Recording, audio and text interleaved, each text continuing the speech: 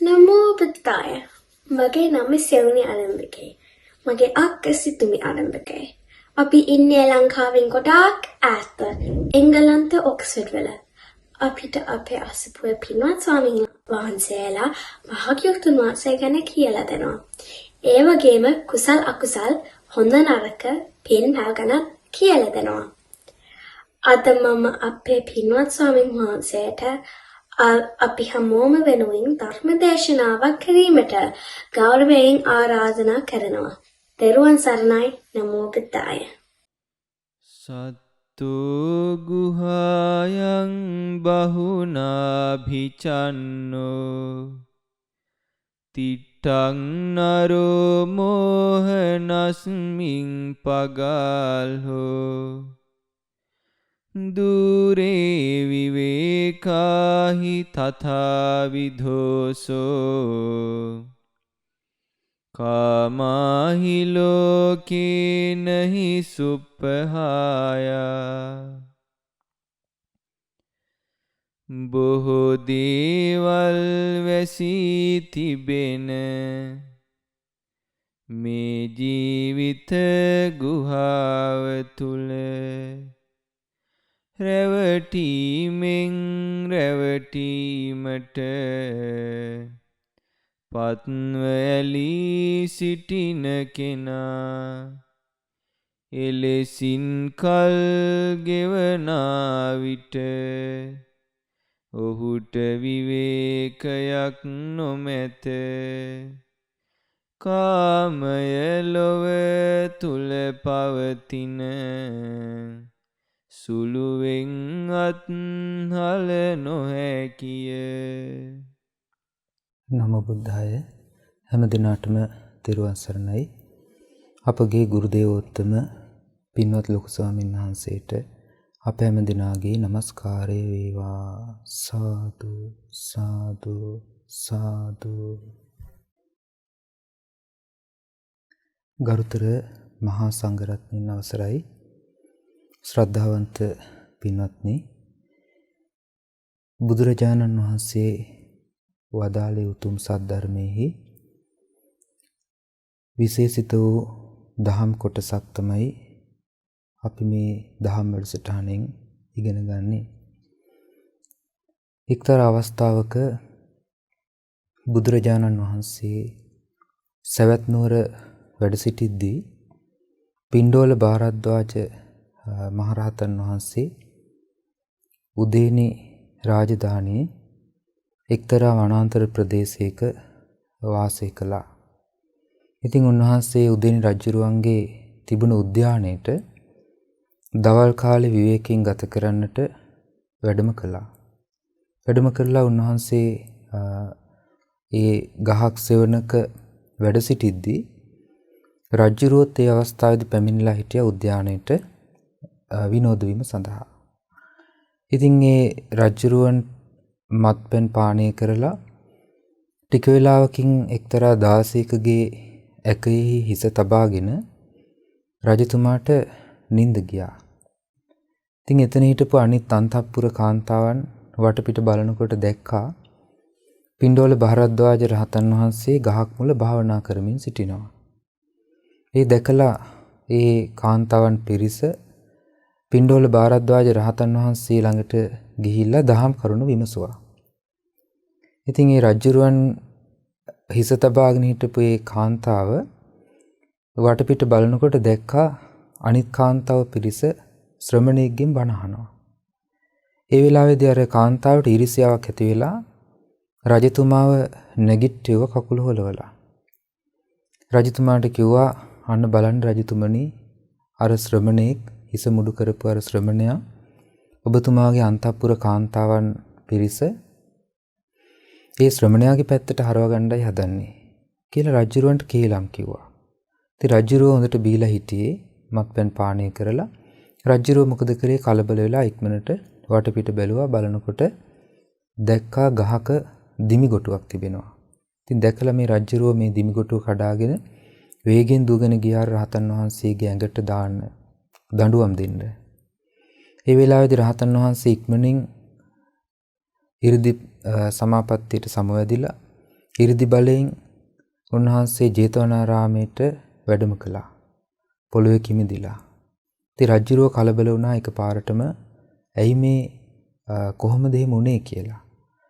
ඉතින් පසු කාලයක රජුරවන්ට නැවතත් මේ භාරද්වාජ රහතන් වහන්සේ මුණ ගැහිච්ච අවස්ථාවේදී ඒ රහතන් වහන්සේගේ සමාව අරගත්තා. මේ කාරණාව දැනගෙන තමයි බුදුරජාණන් වහන්සේ මේ ජීවිතය ගැන ජීවිත අභ්‍යන්තරික ස්වභාවය මොන වගේද කියන කාරණාව ඇතුළත් සුත්ත නිපාතේ අටක වර්ගයේ මේ දෙවෙනි දේශනාව ගුහට්ටක සූත්‍රය දේශනා කරන්නට යෙදුනේ. මේ දේශනාවේ ගාථා 8කින් යුතුව බුදුරජාණන් වහන්සේ අපේ මේ ජීවිතය ගැන ගැඹුරු විග්‍රහයක් කරනවා. ජීවිතයේ යථා ස්වභාවය ගැන ගැඹුරු විග්‍රහයක් බුදුරජාණන් වහන්සේ මේ දේශනාව තුළින් මතු කරලා පෙන්නනවා. ඒ නිසා ඔබ මේ දේශනාව හොඳින් ශ්‍රවණය කළොත් මේ දහම් කරුණු හොඳින් විමසුවොත් ඔබට තේරෙයි බුදුරජාණන් වහන්සේ කොයිතරම්නම් අවබෝධයකින් යුක්තවද මේ සද්ධර්මය දේශනා කරන්නට යෙදුනේ කියන කාරණාව. ඔබට බුදුරජාණන් වහන්සේගේ අවබෝධය ගැන සිත පහදවා ගන්නට අවස්ථාව ලැබෙනවා. බුදුරජාණන් වහන්සේ සාමාන්‍ය ලෝකයාට දකින්නට නොහැකි වූ ඒ උතුම් ගැඹුරු ධර්මයේ තුලින් මේ සත්‍යයේ ජීවිතවල ජීවිත අභ්‍යන්තරයේ පවතින සංසාර දෝෂය සසරේ ගමන් කරන්නට හේතු වෙන කරුණු මේ සියල්ලක්ම බුදුරජාණන් වහන්සේ මනාකොට අවබෝධ කරගෙන ඒ නිදහස් වුණා. ඒ නිදහස් වෙච්ච නිසාම නිදහස් වෙච්ච කෙනෙකුට හැර ඒ දුකෙන් නිදහස් වුණ කෙනෙකුට හැර මේ ධර්මය මේ ආකාරයට කියන්න පුළුවන් කමක් නැහැ. බලන්න මේ ගාථාවේ බුදුරජාණන් වහන්සේ දේශනා කරනවා සත්තෝ ගුහායන් බහුනාභි චන්නෝ. මේ සත්වයා කියන මේ මිනිස්සයා එහෙම නැත්නම් දිව්‍ය ලෝකේ දෙවියන් එහෙම නැත්නම් සතර අපායගාමී සත්වයන් එහෙම නැත්නම් බඹලෝ වාසී සත්වයන් මේ හැම දිනම අයිති සත්තෝ කියලා කිව්වහම සත්තෝ කියන කාරණා ඔබ අහලා ඇති කලින් සමහර විට මේ බුද්ධ දේශනාවල සත්ත්‍ය සූත්‍රයේදී බුදුරජාණන් වහන්සේ දේශනා කරනවා රූපෝපයං වා භික්ඛවේ විඥානං තිට්ඨමානං තිට්ඨති රූපාරම්මණං රූපප්පතිට්ඨිතං නන්දූප සේවනං විද්දින් විරූල්ණං වේපුල්ලෙන් ආපජ්ජති. මේ සත්වයා රූපය තුල බැසගෙනයි වාසය කරන්නේ. ඒ වගේම රූපය අරමුණු කරගෙනයි වාසය කරන්නේ. රූප පතිට්ඨිතං රූපය තුල පිහිටලයි වාසය කරන්නේ. නන්දූප සේවනං ආසාවෙන් රූප උපාදානස්කන්ධය ඇසුරු කරමින් වාසය කරනවා. බුද්ධින් විරෝල්හින් වේපුල්ලං ආපජ්ජති. ඒ රූප උපාදානස්කන්ධයම ආයයිමත් වැඩිලා යනවා. එතකොට මේ තමයි සත්වයා. වේදනාවට බැඳුනා, සංඥාවට බැඳුනා, සංස්කාරයට බැඳුනා, විඥානය කියන මේ පංච උපාදානස්කන්ධයටම බැඳිලා ගියපු නිසා, ඒ තුලට ග්‍රහණය වෙච්ච නිසා, ඒ නිදහස් නොවෙච්ච නිසා බුදුරජාණන් වහන්සේ වදාලා මේ තමයි සත්වයා කියලා කියන්නේ මෙන්න මේ වගේ ස්වභාවයකට. ඒ නිසා මේ ලෝකයේ සත්වයා ගැන මනාකොට අවබෝධ කරගත්තේ බුදුරජාණන් වහන්සේ. බුදුරජාණන් වහන්සේ දැන් සමහර අය නොයෙක් මත ප්‍රකාශ කරනවා සත්වයක් නැහැ, පුද්ගලයෙක් නැහැ. ඒ වගේම කරන කින දේවල් වල විපාක නැහැ. මේ ඔක්කොම බුදුරජාණන් වහන්සේගේ කාලේ හිටපු අන්‍යාගමික ශාස්ත්‍රවරු ප්‍රකාශ කරපු මතිමතාන්තර. ඒ මතවලින් තමයි ඔය වගේ දෘෂ්ටි වලට ග්‍රහණය වෙලා යන්නේ. නමුත් ඒ සියල්ලගෙම වෙනස්ව බුදුරජාණන් වහන්සේ මේ සත්‍යයා කියන කාරණාව අර්ථ දැක්වුවා. ඒ නිසා අපි තේරුම් ගන්න ඕනේ මේ සත්‍යයා කියලා කියන්නේ පුද්ගලයා කියලා කියන්නේ පංච උපාදානස්කන්ධයට බැඳුන නිසා, පංච උපාදානස්කන්ධයට ග්‍රහණය වූ නිසා, පංච උපාදානස්කන්ධය ඇසුරු කරගෙන වාසය කරන නිසා, පංච උපාදානස්කන්ධයම නැවත නැවත පෝෂණය කරමින් තණ්හාවෙන් යුතුව හේතු සකස් කරමින් නැවත සසර ගමනට හේතු හැදෙන නිසා කියනවා සත්‍යයා කියලා. ඒතොර සත්තෝ ගුහායන් මේ සත්‍යය කියලා කියන්නේ ජීවිතේ නම් වූ ගුහාවක් තුල තමයි මේ ක්‍රියාවලිය ඔක්කොම තියෙන්නේ. බහුනාභිචන්නෝ මේ බාහිරට පේන්නේ නැහැ අභ්‍යන්තර ස්වභාවය. බාහිරින් දකින්න බෑ. බොහෝ දේවල් ඒ සත්‍යය නම් වූ ස්වභාවයේ සත්‍ය ස්වභාවය තුල බොහෝ දේවල් වැහිලා තියෙනවා. බහුනාභිචන්නෝ චන්න කියන්නේ වැහිලා ආවරණය වෙලා. ඒතකොට මොනවද මේ සත්‍යය තුල වැහිච්ච දේවල්?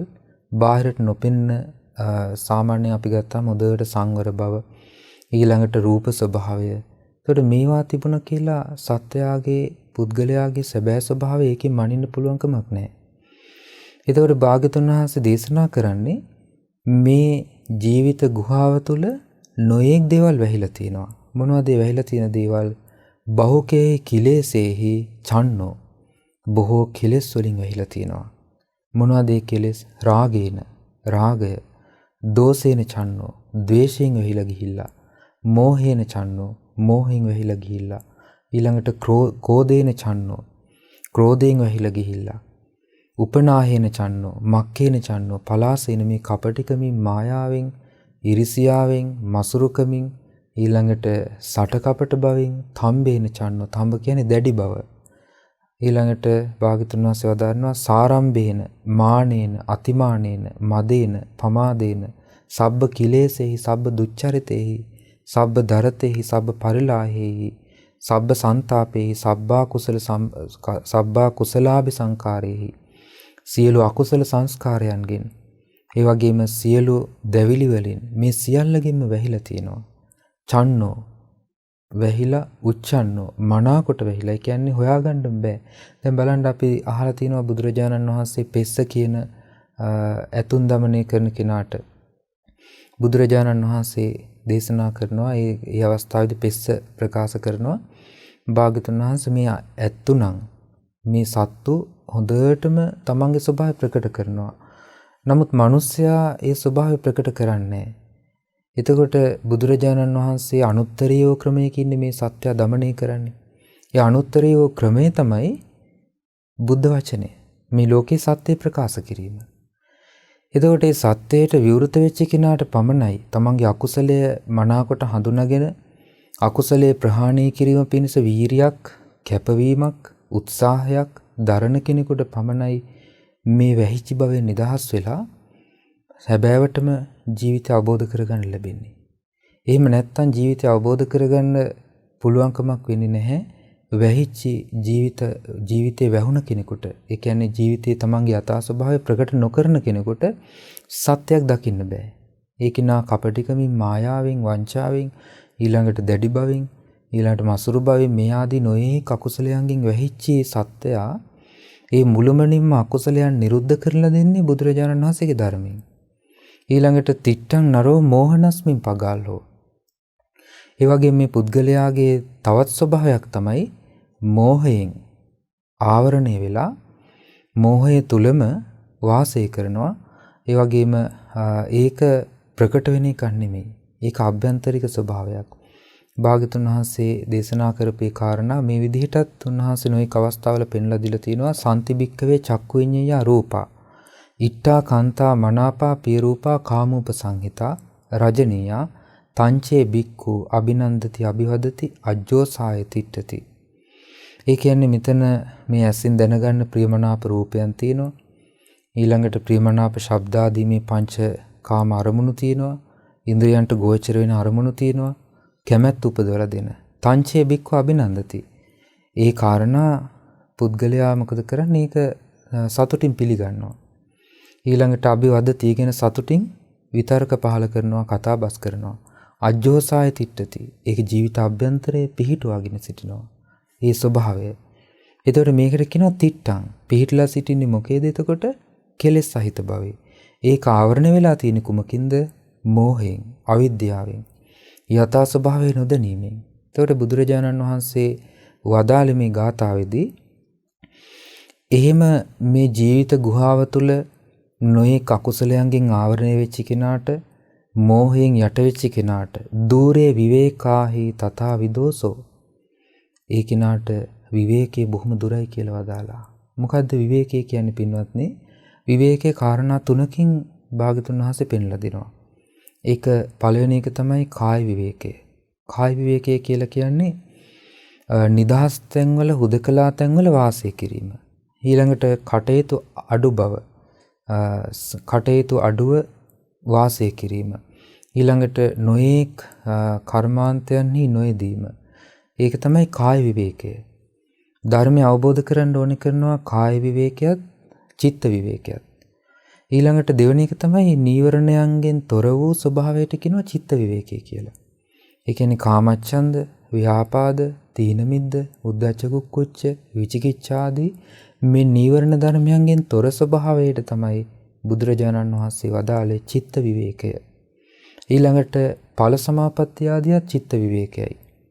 දැන් අපි ගත්තොත් සෝතාපන්න ශ්‍රාවකෙක් සෝතාපන්න ඵලයටපත් වෙනකොට සංසාරයේ බන්ධන 3කින් නිදහස් වෙනවා. ඒ තමයි සක්කාය දිට්ඨි, විචිකිච්ඡා, සීලබ්බත පරාමාස කියන බන්ධන 3. ඒක සිතට විවේකයක්. ඒ ඒ කියන්නේ සංයෝජන ධර්මයන් තියෙනවා නම් සක්කාය දිට්ඨියට බැඳිලා යනවා නම් ඒක විවේකයක් නෙමෙයි. උට ඒක මහා ආවරණයක්. එතකොට මේ චිත්ත විවේකේ ඊළඟට තුන්වෙනි එක තමයි උපදි විවේකය. උපදි විවේක කියලා කියන්නේ සම්පූර්ණම කෙලෙස් වලින් නිදහස් වීම. බුදුරජාණන් වහන්සේ දේශනා කරනවා උපදි විවේකෝති උච්චති අමතං නිබ්බාණං. අමෘතෝ නිවනට කියනවා උපදි විවේකය කියලා. එතකොට මේ නිරූපදීනම් පුද්ගලානම් විසංකාරගතානම්. පුද්ගලයා සම්පූර්ණයෙන්ම කෙලෙස් රහිත වෙලා කෙලෙස් වලින් සම්පූර්ණ මුළුමනින්ම නිදහස් වෙලා විසංකාරගත සංස්කාර ස්වභාවයන් සකස් වීමෙන් තොර බවට පත් වෙනවා. අන්න ඒකට කියනවා උපදි විවේකය කියලා. එතකොට කාය විවේක, ඊළඟට චිත්ත විවේක, ඊළඟට උපදි විවේක. එතකොට මේ කාරණා කාමයන්ගෙන් යට වෙච්ච පුද්ගලයෙකුට මේ කරුණු බොහොම දුර දේවල්. ඒවා සාක්ෂාත් කරන්න අපහසුයි. අපහසුයි කියන්නේ අවස්ථාවක් ඇත්තෙම නැහැ. දැන් හිතන්නකෝ කාය විවේකයේ නැති කෙනෙකුට කාය විවේකයෙන් ලැබිය යුතු යම් සංසිඳීමක් ඇද්දී සංසිඳීම ලබන්න බෑනේ. ඒ කෙනාට එක්ක කායික දරත බව, කායික වේදනා, කායික පීඩාවන් මේ සියල්ලම ඒ කෙනාගේ ජීවිතේට ලැබෙනවා. එතකොට කාය විවේකයේ තුල එයාට සංසිඳීම ඇති වෙන්නේ නැහැ. කායික කටයුතු අධික වීම නිසා ඒ කායික කටයුතු අධික වීම තුල එයා පීඩාවකටපත් වෙනවා. ඒ නිසා ධර්මයට සමීප වෙන්න පුළුවන්කමක් නැහැ. ඒ නිසා බුදුරජාණන් වහන්සේ පෙන්ලා දෙනවා ඊළඟට චිත්ත විවේකයේ කියන හිතන්න බලන්න. දැන් චිත්ත විවේකයේ කියන එක ගත්තාම එතන තියෙන්නේ ඵල සමාපත්තිත් මාර්ගඵල ආදියත්. ඒ කියන්නේ සමාපatti සමාධි ආදී ප්‍රථම ධානයේ, ද්විතීය ධානයේ, තෘතීය ධානයේ, චතුර්ථ ධානයේ ආදී ධාන සමාපatti. ඊළඟට සෝතාපන්න, සකදාගාමි, අනාගාමි, අරහත් කියන මේ ඵලයන්. එතකොට මේවයින් තමයි මුළුමනින්ම පුද්ගලයාගේ සිත පිරිසිදු කරන්නේ. එයින් තොරව පිරිසිදු වීමක් නැහැ. දැන් අපි කොච්චර කය පිරිසිදු කරත් කායික පාරිශුද්ධ භාවය අපිට කොයිතරම් තියාගන්න පුළුවන් වුණත් හිතේම පිරිසිදු කරන්න බෑ. ඒ නිසා චිත්ත පාරිශුද්ධිය නීවරණයන්ගෙන් තොර ධර්ම අවබෝධයෙන් යුක්තව ඇති කරගත යුතු දුර්ලභ දෙයක්. ඒ නිසා ඒක කාමයන්හි ගැලුණ පුද්ගලයාට කාමාහි ලෝකේ නහි සුප්ප භාසා කාමයන්ගෙන් නිදහස් නොවිච්ච කෙනෙකුට කාමයන් මනාකොට අත් නොහැරිය කෙනෙකුට ඒ නීවරණයන්ගේ සංසිඳීම තුලින් ලැබෙන සැපය ලබන්න පුළුවන්කම නැහැ. ඒ විවේකයේ ලැබෙන්නේ නැහැ. ඒක අවස්ථාවක ඔබ බුද්ධ දේශනාවේ සඳහන් වෙලා තිබෙනවා. සමහරට ඔබට මතක ඇති. බුදුරජාණන් වහන්සේ වැඩ සිටිය රජගහ නුවර. ඒ අවස්ථාවේදී එක්තරා සාමණේර ස්වාමීන් වහන්සේ නමක් මුණ ගැහෙන්න එක්තරා රාජකුමාරයෙක් එනවා. ඒ රාජකුමාරයා ආවහම ඒ ස්වාමීන් වහන්සේගෙන් ප්‍රශ්නයක් අහනවා. ඒ ප්‍රශ්නෙට ඒ ස්වාමීන් වහන්සේ ලබා දෙනවා පිළිතුරක් නීවරණයන්ගේ දුරු වීම ගැන. ඒ අවස්ථාවේදී ඒ රාජකුමාරයාට ඒක තේරෙන්නේ නැහැ. රාජකුමාරයා දොස් කියා යනවා. අවසානයේදී සාමණේර ස්වාමීන් වහන්සේ කල්පනා කරනවා මම කීප එක වැරදිවද දන්නේ නැහැ. ඉතින් ඒ නිසා මේක ගිහිලා භාගතුන් වහන්සේට ප්‍රකාශ කරන්න ඕනේ කියලා ඒ සාමණේර භික්ෂුව ගිහිලා භාගතුන් වහන්සේට ඒ කරුණ ප්‍රකාශ කරනවා. ප්‍රකාශ කරාම භාගතුන් වහන්සේ වදාලා භික්ෂුව ඔය රාජකුමාරයා කාමයන් අනුභව කරමින් සිටින කෙනෙක්. කාමයන්ගේ නිදහස් නොවිච්ච කෙනෙක්. ඉතින් මේ නික්කම්මේ ගැන කතා කරන දෙයක්, නික්කම්මේට අයිති දෙයක් ඔය රාජකුමාරයාට ඔය විදිහට කිව්වා කියලා තේරෙන්නේ නැහැ. ඒක මෙන්න මෙහෙමත් කියන්න ඕනේ කියලා බුදුරජාණන් වහන්සේ ඒ කාරණාව නිවැරදි කරනවා. බලන්න එතකොට ඒකෙදි බුදුරජාණන් වහන්සේ පෙන්වා දුන්නේ පින්වත්නි කාමයන් තුල බැසගත්තු කෙනෙකුට, කාමයන්ගේ මුසපත් වෙච්ච කෙනෙකුට, කාම පරිලාහයෙන් යට වෙලා කාමයේ සොයමින් ඉන්න කෙනෙකුට කාමයන්ගෙන් නිදහස් වෙලා ලබන සැනසීමක් ගැන කිව්වට ඒක තේරෙන්නේවත් නැහැ. ඒක වචනයෙන් පවා කිව්වට තේරෙන්නේ නැහැ. ඒ නිසා කාමයන්ගෙන් තොර වෙච්චි කෙනෙකුට තමයි සැබෑ විවේකයක් තමන්ගේ ජීවිතය තුළ පුහුණු කරගන්න පුළුවන් වෙන්නේ. දියුණු කරගන්න පුළුවන් වෙන්නේ. අත්දකින්න පුළුවන් වෙන්නේ. ඒ නිසා බුදුරජාණන් වහන්සේ අපි කලින් කතා කරපු මේ කාම සූත්‍රය තුළ බුදුරජාණන් වහන්සේ නොයෙක් ආකාරයෙන් කාමයන් ගැන විස්තර කළා. එතකොට මේ දේශනාවේදී බුදුරජාණන් වහන්සේ මතු කරන්නේ මේ සත්‍යයේ තිබෙන අභ්‍යන්තරික ස්වභාවය නිසා මේ ධර්මයට සමීප වෙන්න නොහැකියාව. අභ්‍යන්තරික ස්වභාවය කොයිතරම් ඒ සඳහා බාධා පමුණවනද කියන එක. එතකොට අපි දන්නවා මේ සත්‍යය ඇසින් දකින රූපයට බැඳිලා ඊළඟට ශබ්ද ගන්ධ සුවඳ රස පහස ආදී මේ ඉන්ද්‍රියන්ගෙන් ලැබෙන අරමුණු වලට බැඳිලා ගිහිල්ලා ඒවාම සොයමින් සිටින ලෝකයක්. ඒ වගේම පංච උපාදානස්කන්ධයට බැඳිලා පංච උපාදානස්කන්ධෙම සොයමින් සිටින ලෝකයක්. ඒ වගේ ජීවිත ඇති කෙනෙකුට බුදුරජාණන් වහන්සේගේ ධර්මයෙන් ලබන්නා වූ විවේකය, ඒ සැපය, සංසිඳීම, ඒ සංසිඳීමෙන් ලබන විමුක්තිය, ඒ සියල්ල දුර බවයි බුදුරජාණන් වහන්සේ මේ ගාථාවෙන් ප්‍රකාශ කරන්නේ. එතකොට අරක්කු බීලා හිටපු මත්පැන් පානය කරලා හිටපු උදේන් රජුරෝ ඒ රහතන් වහන්සේගේ තිබුණ සංසිඳීම විවේකයේ රජුරවන්ට තේරුම් ගන්න බැරි වුණා. ඒ කාරණා මුල් කරගෙන තමයි බුදුරජාණන් වහන්සේ මේ දේශනාව වදාළේ. මේ ගාථාව මුල්ම ගාථාවෙන් සඳහන් වෙලා තිබෙන්නේ මේ කාමයන් අනුභව කරන කෙනාට මේ සංසිඳීම කොයිතරම් දුරයිද කියන කාරණාව භාගතුන් වහන්සේ පැහැදිලි කරලා තියෙනවා. ඒ නිසා අපි තේරුම් ගන්නට ඕනේ ඒ කාමයන් අපේ හිතවලත් ඒ සඳහා අපේක්ෂාවන්, ඒ වගේ මේ තැවිලි දැවිලි මේ කාම පිළිබඳව පවතිනවා නම් ඒ සියල්ලකින්ම අපි දුරස් වෙලා යන්නේ බුදුරජාණන් වහන්සේගේ ධර්මයෙන්. ඒ නිසා ඒ ධර්මයෙන් දුරස් නොවීමට කාමයේ යථාර්ථය, ජීවිතයේ යථාර්ථය අපි අවබෝධ කරගන්න ඕන බව කල්පනා කළ යුතුයි. ඒ නිසා හැම දිනාටම මේ උතුම් දහම් කරුණ, මේ උතුම් ගාථා රත්නය, උතුම් ධර්ම අවබෝධයේ පිණිස උපකාර වේවා. සාදු සාදු සාදු.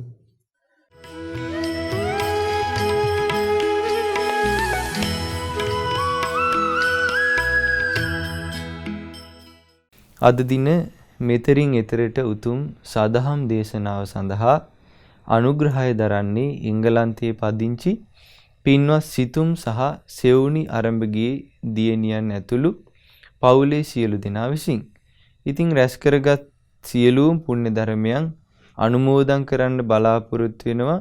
ප්‍රධාන අරමුණ වශයෙන් අද දින ජන්මදිනයේ යෙදී තිබෙන සෙවුනි දියණියට ආශිර්වාද පිණිස. ඉතින් රැස් කරගත් සියලුම පුණ්‍ය ධර්මයන් පළමුවෙන් අනුමෝදන් කරමු පින් කැමති සියලු දෙවියන්ට. සියලු දෙවියෝ මේ පින් අනුමෝදන් වෙත්වා. දෙවියන්ට ධර්ම අවබෝධයේ පිණිස මේ පින උපකාර වෙත්වා. සාදු සාදු සාදු.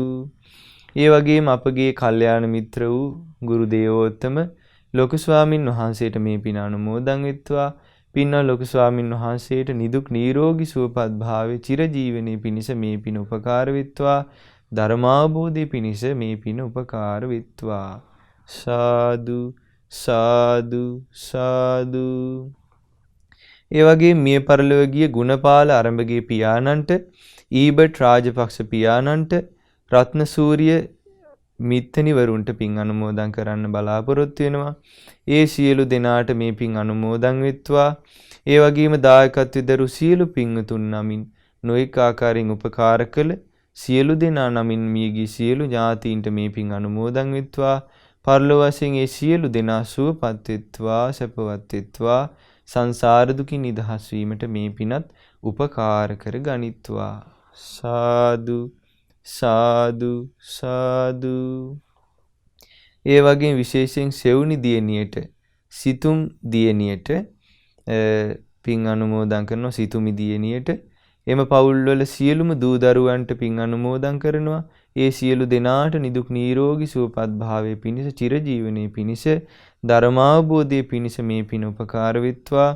ඒ වගේම සුජීවත්ව සිටින සමදරා රත්නපාල මෑණියන්ට, කරුණා ආරම්භගේ මෑණියන්ට, ප්‍රේමවතී මහත්මියට නිදුක් නිරෝගී සුවපත් භාවයේ පිණිස, දීර්ඝායුෂ පිණිස පින් අනුමෝදන් කරනවා. ඒ සියලු දෙනාටමත් මේ පින් අනුමෝදන් වෙලා ඒ සියලු දෙනාටමත් ධර්ම අවබෝධය කරගන්න මේ පින උපකාර වෙත්වා. සාදු සාදු සාදු.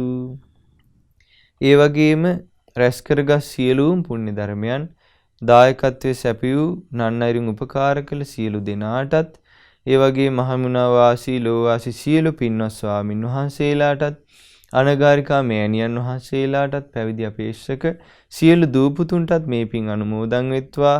ශ්‍රද්ධා කාර්ය මණ්ඩලයේ සියලු දෙනාට මේ පින් අනුමෝදන් වෙත්වා. ශ්‍රද්ධා මාසික ධර්ම දාන සමාජිකාවන්ට ක්ෂය වූ උපකරණ ලබා ගැනීමට උපකාර කළ සියලු දෙනාට මේ පින් අනුමෝදන් වෙත්වා. ඒ මේ අප සෑම සියලු දෙනාටම මේ පුණ්‍යානුභාව බලයෙන් නිදුක් නිරෝගී සුවපත් භාවය සැලසේවා. චිරජීවනයේ සැලසේවා. ධර්මාවබෝධයේ පිණිසම මේ පින උපකාර වෙත්වා. සාදු සාදු සාදු. හැම දිනාටම තෙරුවන් සරණයි. නමෝ බුද්ධාය. මෙවැනි වටිනා ධර්මදේශනා නැරඹීමට ශ්‍රද්ධා YouTube චැනලය සබ්ස්ක්‍රයිබ් කර සීනුව ලකුණ ඔබන්න.